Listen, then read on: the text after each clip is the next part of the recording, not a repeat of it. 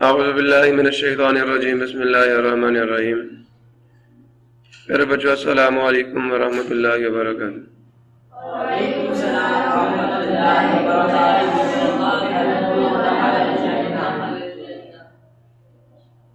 Rabbi इश्रह ली सदरी व यस्सिर ली अमरी वहलुल उक़दतम मिन लिसानी यफ़क़हू क़ौली रब्बि ज़िदनी इल्मा रब्बि ज़िदनी इल्मा रब्बि ज़िदनी इल्मा। अल्लाहुम्मा इन्नी अस्अलुका इल्मन नाफ़िअ व रिज़्क़न तय्यबा व अमलन मुतक़ब्बला। अल्लाहुम्मा अल्लिमनी अल-किताब वल हिसाब। अल्लाहुम्मा ज़क्किरनी मिन्हु मा नसीतु व अल्लिमनी मिन्हु मा जहिलतु। अल्लाहुम्मा ख़ुज़ बियदिक। प्यारे बच्चों, आज हम लोग physics 9th class chapter number 3 का लेक्चर नंबर 8 स्टार्ट करने जा रहे हैं। आज के इस लेक्चर में हम लोग बात करेंगे जी applications of the law of conservation of momentum. Clear हुआ? ये पहली एग्जांपल जो कि थर्ड लॉ ऑफ मोशन में आपने पढ़ी थी और मैंने काफी डिटेल में आपको ये समझाई थी कि बैलून एंड या एयर फिल्ड बैलून जो है ना, एयर फिल्ड बैलून जब आप इसका मुंह खोल देते हैं तो गुब्बारा उड़ने लगता है, बुर्र करते नीचे गिर जाता है। तो ये क्या होता है? तो मैंने आपको बताया था कि जो बैलून है ये एयर को पुश करता है outside of it, ठीक है? So the push of balloon on the air is action। तो जो एयर है वो बैलून को आगे पुश करेगी अपने इनर्शिया की वजह से, रिएक्शन करेगी और उस रिएक्शन की वजह से बैलून किधर जाएगा? अपोजिट डायरेक्शन ऑफ एयर में। अगर हवा नीचे की तरफ तो बैलून ऊपर की तरफ जाएगा, हवा दाएं तो बैलून बाएं जाएगा, ठीक है? तो consider the example of air filled balloon as considered under the third law of motion. In this case, इस हालत में balloon and the air inside it form a system. समझ आया या नहीं आया? पहले ये बताओ सिस्टम क्या है, निजाम क्या है? Balloon and air inside it form a system, या आइसोलेटेड सिस्टम है। बिफोर रिलीजिंग द बैलून, गौर से सुनना, गुब्बारे को छोड़ने से पहले, गुब्बारे को छोड़ने से पहले, before releasing the balloon the system was at rest and hence the initial momentum of the system was zero. हवा की वेलोसिटी क्या थी? जीरो। गुब्बारे की वेलोसिटी क्या थी? जीरो। अगर मैं हवा का मास m1 ले लूं, गुब्बारे का मास m2 ले लूं, तो m1 u1 plus m2 u2 दोनों जीरो, टोटल मोमेंटम जीरो। ऐसे ही समझ आया नहीं यार? लेकिन दूसरी बात मैं आपको बाद में समझाऊंगा, इससे पहले मैं आपको ये बात समझाना चाहता हूं। Consider an isolated system of to spheres of masses m1 and m2 as shown in the figure। नजर आ रहे हैं? अब ये तीन सिचुएशंस आपको दिखाई जा रही हैं यहां पे शक्ल में। देखो, एक सिस्टम है दो बॉल्स का, एक का मैस m1 है, दूसरे का मैस m2 है। पुत्र बात गौर से सुनोगे तो बात बनेगी। एक का मास m1 है, दूसरे का मास m2 है। बिफोर द कोलिजन, टकराव से पहले ये दोनों मूव कर रहे हैं एक ही सिम्ट में, ठीक है? दे आर मूविंग, मतलब spheres are moving in a straight line, दोनों एक ही लाइन में मूव कर रहे हैं with initial velocities u1 and u2 respectively. m1 u1 velocity से मूव कर रहा है और m2 u2 वेलोसिटी से मूव कर रहा है रिस्पेक्टिवली। का मतलब यह है, लेकिन साथ ही साथ एक शर्त है, such that u1 is greater than u2। m1 की वेलोसिटी u1 ज्यादा किससे? u2 से। पीछे वाली गाड़ी की स्पीड तेज हो तो वो आगे वाली को टक्कर मारेगी नहीं मारेगी? जब एक ही लाइन में जा रहे हो। सुन रहे हो? ये दोबारा पढ़ लो और से सुनना। Consider a system of to spheres of masses m1 and m2, both are moving, they are moving with velocities u1 and u2 respectively। respectively का मतलब यह है कि m1 u1 वेलोसिटी से मूव कर रहा है और m2 u2 वेलोसिटी से मूव कर रहा है, ठीक है जी। And u1 is greater than u2 2। Problem किसी को? स्फीयर ऑफ मास अब होगा क्या, स्फीयर ऑफ मास या ड्यू टू दिस, जब u1 बड़ी है u2 छोटी है, तो sphere of mass m1 will collide, will approaches.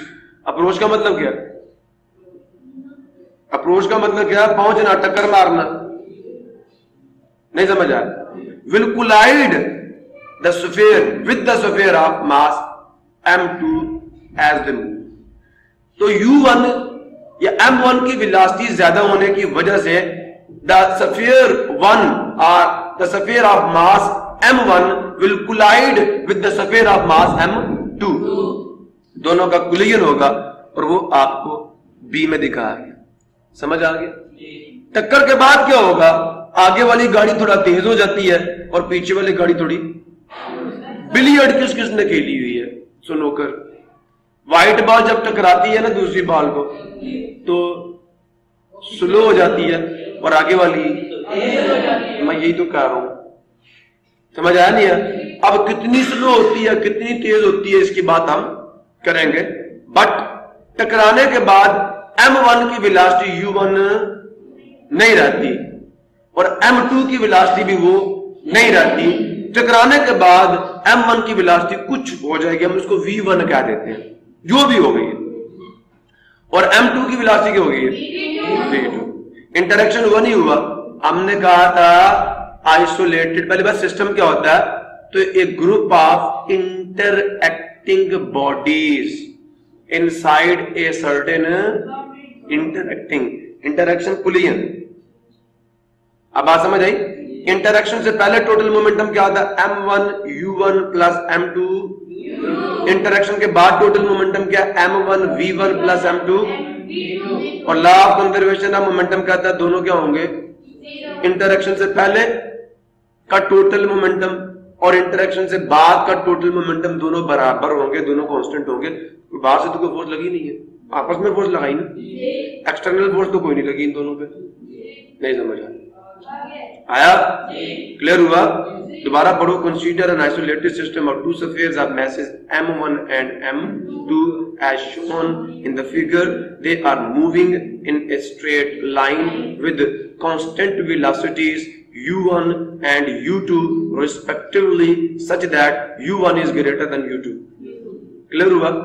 तो बिकॉज ऑफ दिस, ठीक है, बिकॉज ऑफ दिस क्या होगा? m1 will collide, sphere of mass m1 will collide with the sphere of mass m2, टकरा जाएगा। will hit, ये कह सकते हो, sphere of mass m1 will hit the sphere of mass m2 because of its greater velocity। समझ आया नहीं है? because of its more velocity। Problem किसी को? सो इनिशियल मोमेंटम क्या? मास m1 का, m1 u1, इसके मास को इसकी वेलोसिटी से, बेटा बात और से सुन शहरों में, तो क्या m1 को u1 से मल्टीप्लाई कर लो, इनिशियल मोमेंटम आ गया m1 का। m2 का क्या? m2 u2 initial momentum. Total momentum क्या होगा पूरे सिस्टम का? Total initial momentum of the system before collision is, और ये कोई कांस्टेंट नंबर आएगा ना? हाँ।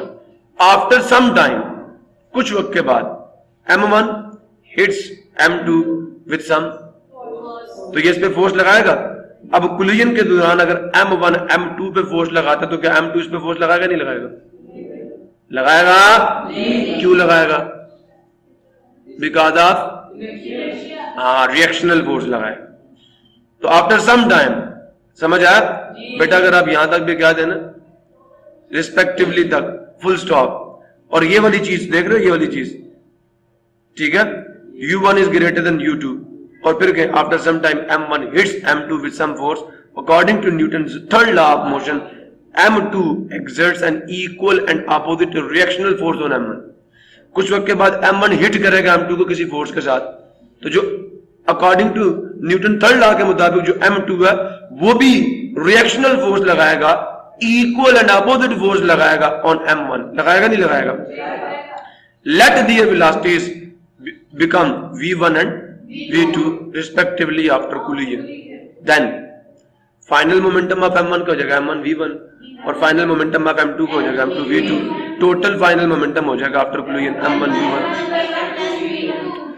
बेटा law of conservation of momentum ये कहता है कि total momentum before the collision बराबर होगा total momentum after the collision, क्योंकि ये सम भी कांस्टेंट और ये सम भी क्या है, तो कांस्टेंट कांस्टेंट के बराबर होगा नहीं होगा। According to law of conservation of momentum total initial momentum, ठीक है, momentum total initial momentum of the system before collision is equal to total final momentum of the system. Problem किसी clear हुआ नहीं हुआ? Any problem? नो। अब total initial momentum of system क्या है?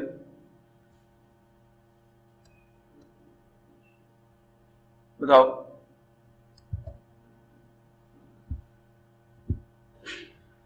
Initial momentum क्या था?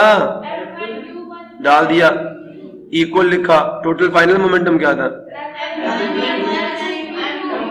समझ आ गया? तो जब भी दो पार्टीज कोलाइड करें, एक्सीडेंट हो, सुन रहे हो, आपको बंदा कहते पहले गाड़ी की वेलोसिटी ये थी, दूसरी की ये थी, समझ आया नहीं आया? टकराने के बाद एक की वेलोसिटी ये, दूसरी की ये, बताओ क्या होगा? नहीं समझ आ रहा? टकराने से पहले, टकराने के बाद। तो ये इक्वेशन यूज करके जो पुलिस वाले हैं ना, वो पता करते हैं गलती किसकी है, वो पता करते हैं गलती किसकी है। समझ आया? ये इक्वेशन यूज करके फिर उसको जुर्माना करते हैं बाहर के ममालिक। पाकिस्तान में तो बस अब क्या गए हम लोग, ये हमारे लिए शर्मनाक बात है, हमारे लिए शर्मनाक बात है। हम पुलिस वालों को क्यों गए? बिकॉज वो हम में से हैं, ठीक है। तो equation shows that momentum of an isolated system before and after the collision remains same. ये क्या शो कर रही है इक्वेशन नंबर 1? ये आपको ये बता रही है कि total momentum before the collision और total momentum after the collision क्या वो सेम रहेगा, which is the law of conservation of momentum. Law of conservation of momentum is an important law and has vast applications. ये एक बड़ा अहम कानून है और इसकी बहुत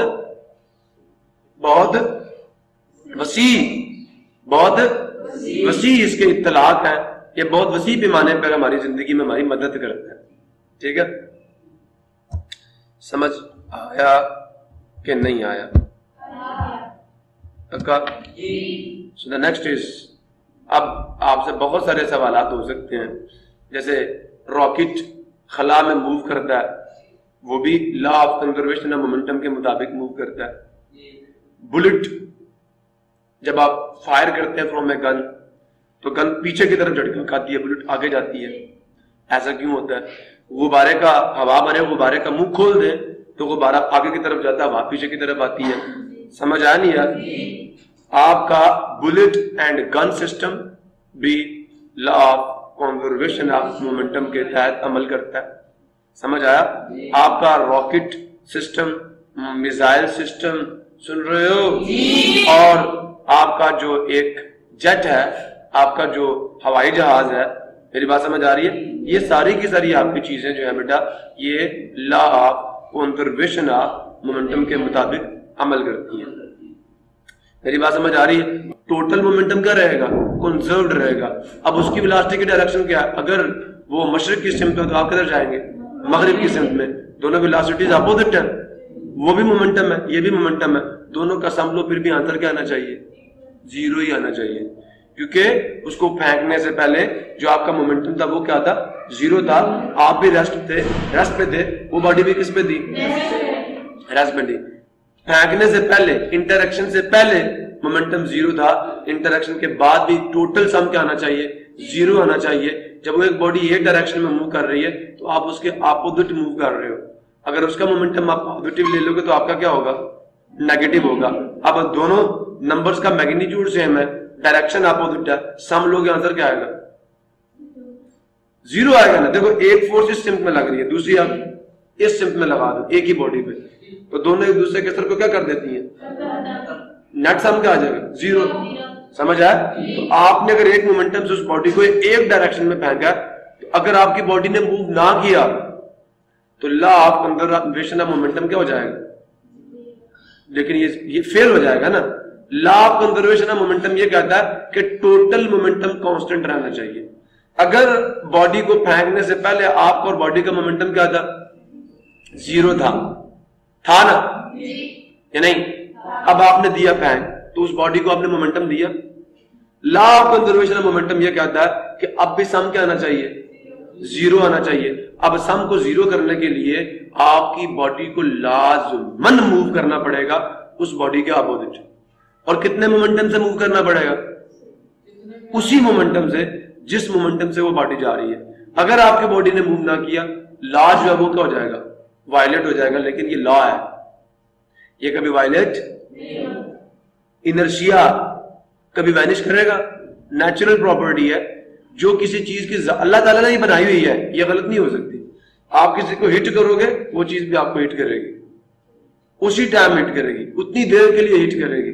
आपने रेत पे छलांग मारी, रेत आपको रोक रही है, कुलियन हो रहा है। जब तक आप रेत को दबा रहे हो, रेत भी आपको दबाते दबाते नीचे जा रही है। आपने दबाना बंद किया, रेत ने दबाना बंद कर दिया। सुन रहे हो?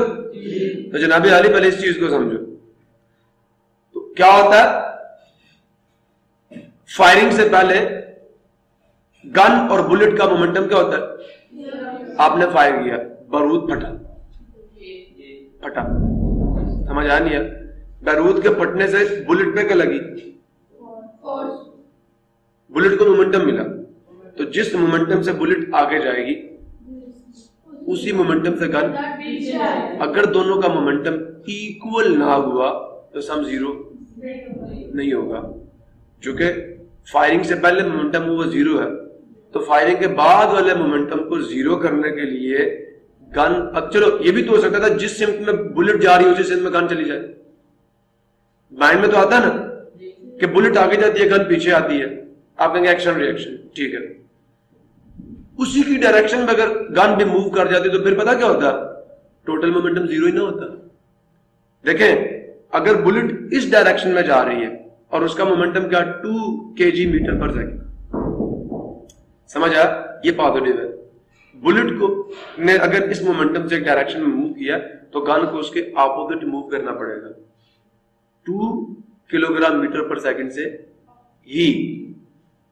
अब क्योंकि डायरेक्शन ऑपोजिट है, तो अगर बुलेट का मोमेंटम आपने ले लिया पॉजिटिव, तो गन का क्या होगा, ऑपोजिट है, ऑपोजिट डायरेक्शन है ना, तो नेगेटिव वेक्टर होगा उसका।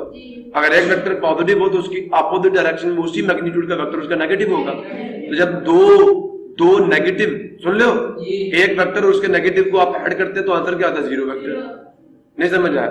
तो इसलिए जो गन है वो ऑपोजिट मूव करती है ताकि उसका मोमेंटम मैग्नीट्यूड में तो बुलेट के बराबर हो, लेकिन डायरेक्शन में क्या हो, ऑपोजिट हो। मतलब जो गन का मोमेंटम है वो बुलेट के मोमेंटम का के नेगेटिव के बराबर हो। और जब आप इन दोनों का सम ले तो आंसर फिर भी क्या है, जीरो आए।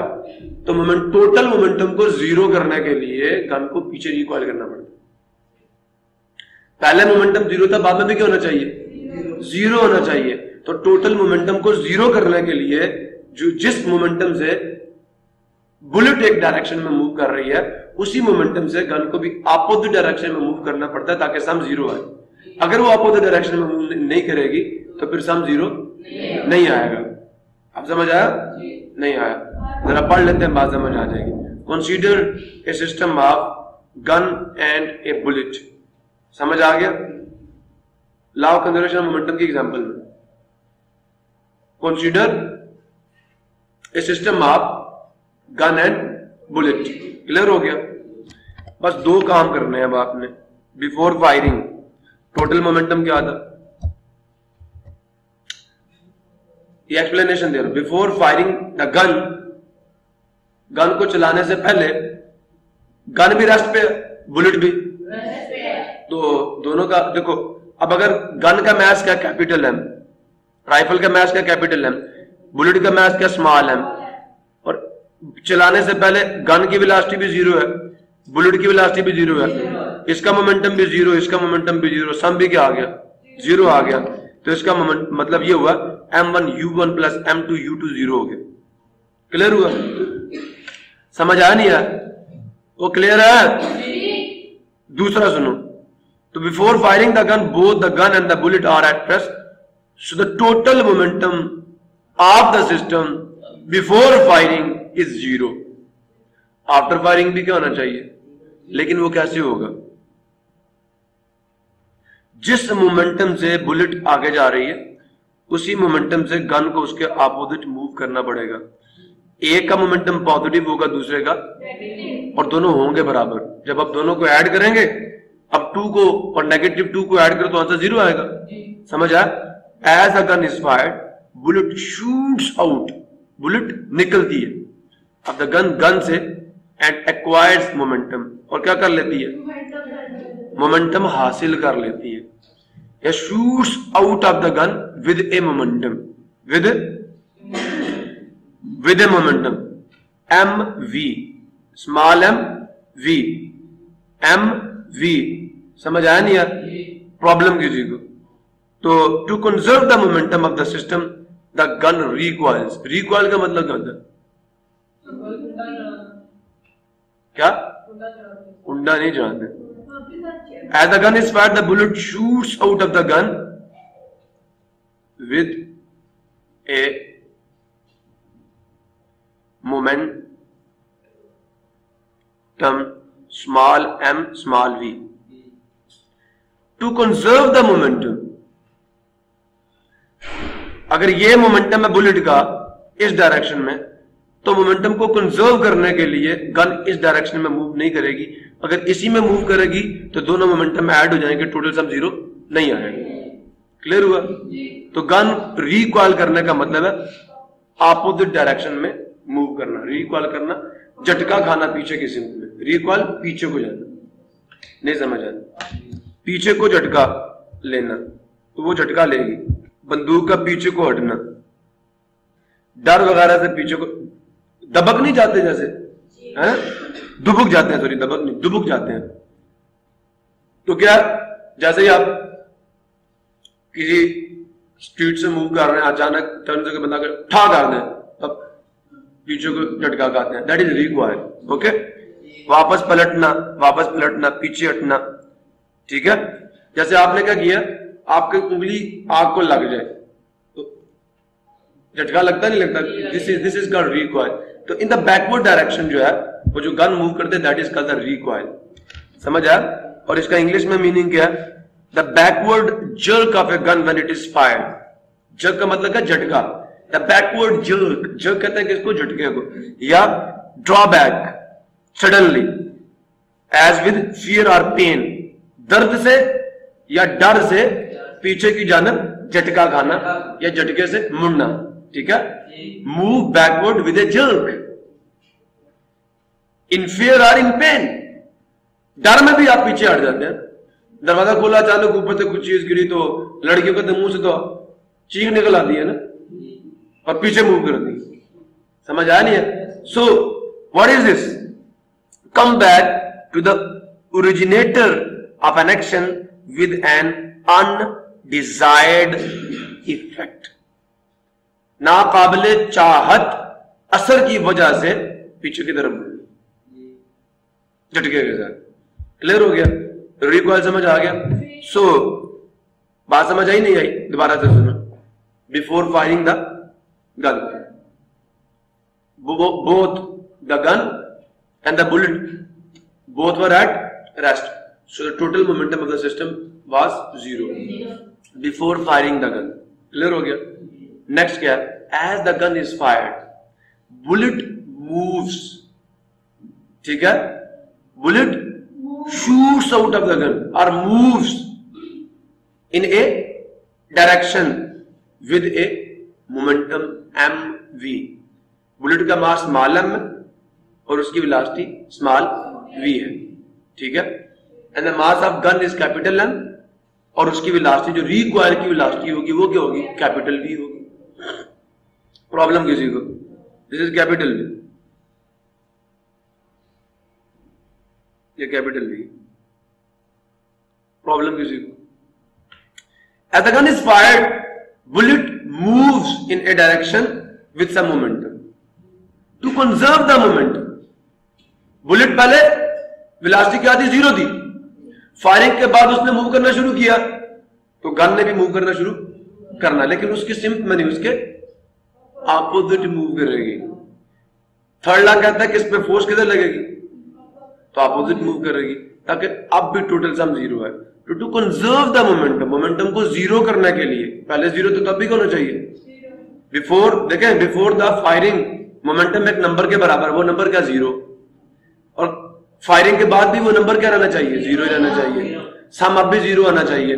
सो to conserve the momentum of the system the gun moves in the backward direction with a momentum capital M multiply capital V are the gun requires to conserve the momentum.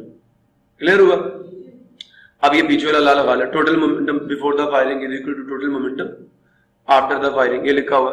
According to law of conservation of momentum total momentum of the gun and bullet will also be zero after the gun is fired. Clear हुआ? अब बेटा ये इसका आपको proof देंगे. Late आप ये भी कह सकते हैं, यही चीज यहां डाल दें, total momentum of the gun and bullet after the gun is fired और total momentum of the system before the gun is fired. यहां पे क्या आ जाएगा? बिफोर कितना होगा? फायरिंग से पहले कितना मोमेंटम होगा? जीरो. समझ आया? और फायरिंग के बाद क्या मोमेंटम होगा? फायरिंग के बाद क्या मोमेंटम होगा? जीरो होगा. होना वैसे जीरो चाहिए लेकिन वो कुछ आएगा. M capital M multiply V plus small m multiply small v.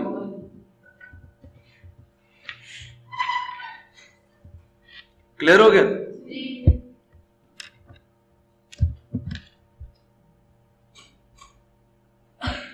तो इसको यूं समझिए दोबारा से. कहां से पढ़ा था? Before firing the gun both the gun and the bullet are at rest, so the total momentum of the system is zero. After the gun is fired the bullet shoots out of the gun with a momentum small m capital V. Clear हुआ?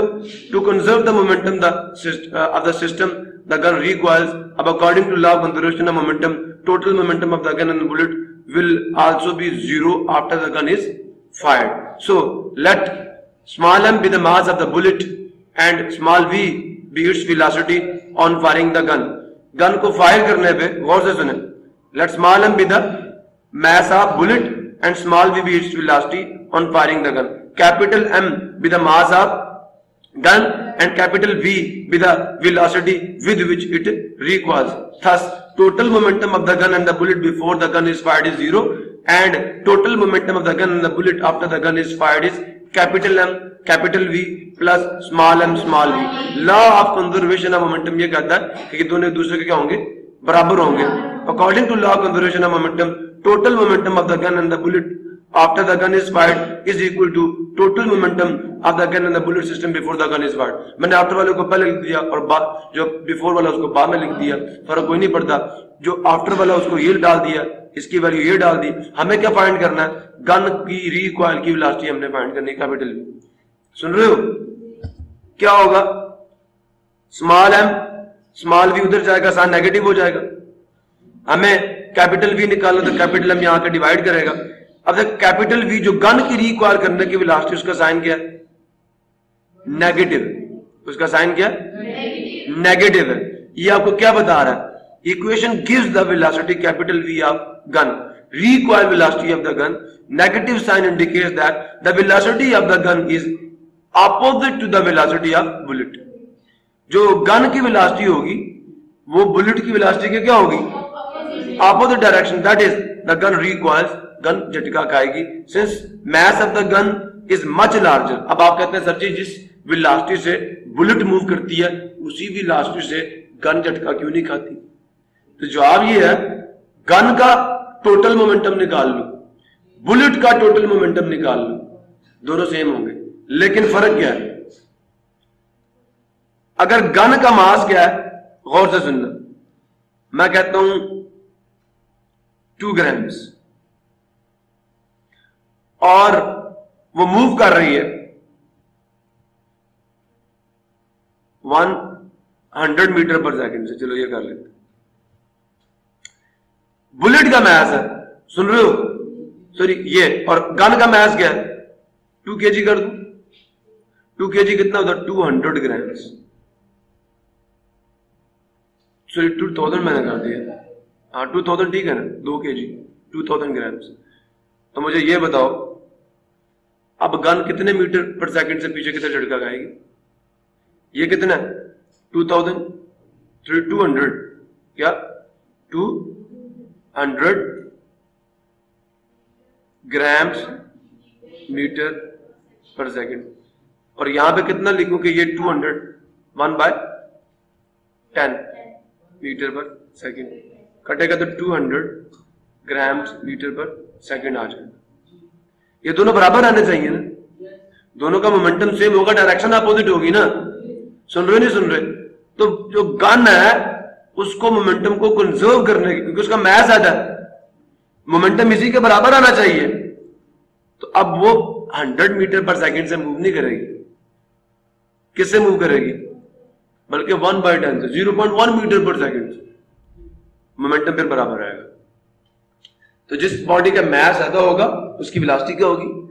ताकि momentum constant हो जाए। जिसका mess कम होगा उसकी velocity क्या होगी? ताकि मोमेंटम कंजर्व रहे, बराबर रहे दोनों का।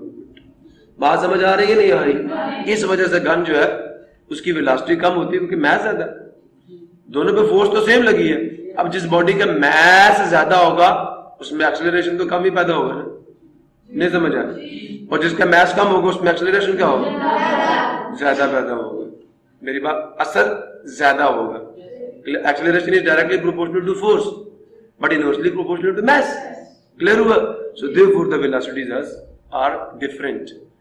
गन का मैस ज्यादा होने की वजह से वो कम वेलोसिटी से मूव करती है, बुलेट का मैस कम होने की वजह से वो ज्यादा वेलोसिटी से मूव करती है। लेकिन गन के मैस और वेलोसिटी का प्रोडक्ट, बुलेट के मैस और वेलोसिटी का प्रोडक्ट दोनों आते सेम है, आंसर सेम है। ठीक है, सो यही वजह है। तो since the mass of the gun is much larger than the bullet, therefore the recoil जो कि उसकी वेलोसिटी है, so the recoil is much smaller than the velocity of the bullet. जो गन का रिकॉइल है, जो गन की velocity है रिकॉइल की, पीछे झटका खाने की, वो वेलोसिटी आप बुलेट से बहुत कम होती है। इसी वजह से प्रॉब्लम किसी की। अब बात समझ आई? यही चीज बैलून पे, जब बैलून का मुंह बंद था, जब बैलून का मुंह क्या था? बंद था, तो उस वक्त टोटल मोमेंटम क्या था सिस्टम का? 0। समझ आ गया? बिल्कुल। तो बिफोर ओपनिंग द माउथ आप ऐसे लिख लोगे, बिफोर फायरिंग द गन है ना, यहां पे लिखा हुआ, आपने कहना before opening the mouth of balloon the total both the balloon and the air was at rest या are at rest. So the total momentum of the balloon and the air system is 0 before opening. Total momentum 0 आ गया. As the mouth of the balloon is opened, समझ आया? As the mouth of the balloon is opened, तो फिर क्या होगा?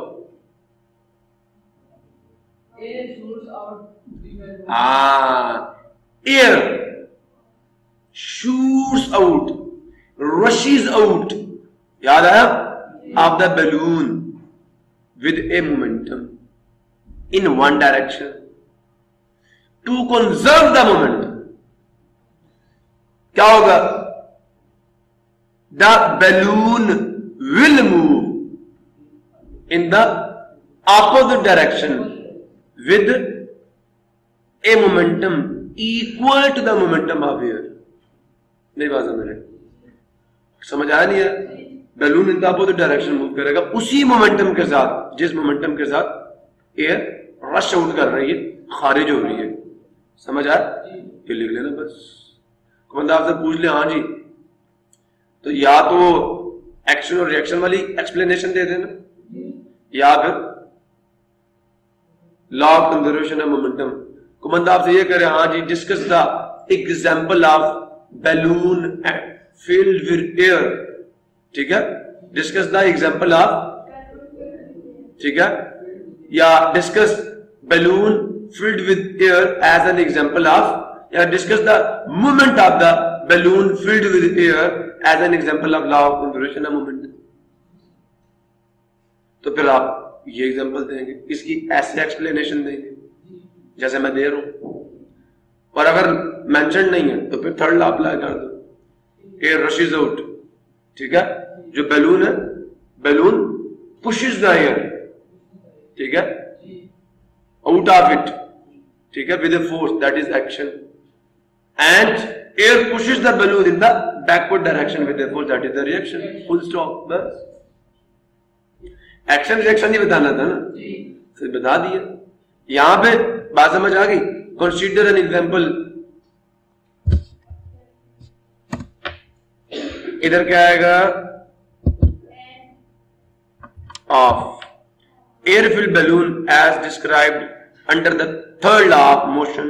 इन this case balloon and the air inside it form a system, ठीक है। Before releasing balloon, balloon को छोड़ने से पहले the system was at rest and hence the total initial momentum of the system is what? Zero. Problem किसी को, as soon as the balloon is set free, जब उसका आप मुंह खोल देंगे, air escapes out of it, rushes out of it with some momentum, velocity, time, mass, momentum, ठीक है। The air coming out of it possesses momentum, इसलिए कह रहा हूं rushes out of it with some momentum। इसकी जगह पे अगर आप क्या डाल देंगे, मोमेंटम डाल देंगे, तो फिर ज्यादा बात करने की जरूरत नहीं पड़ेगी। बस मोमेंटम क्या दिया ना, full stop, to conserve the momentum direct. तो air coming out of it है मोमेंटम, इसको लिखने की जरूरत नहीं है, तो ये काट दूं वेलोसिटी,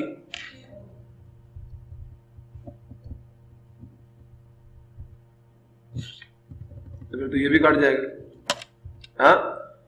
और उसके बाद तो to conserve the momentum the balloon moves in a direction opposite to that of air,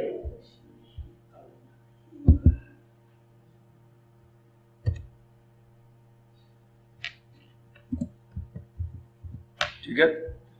the balloon moves in the opposite direction to that of air, in the opposite direction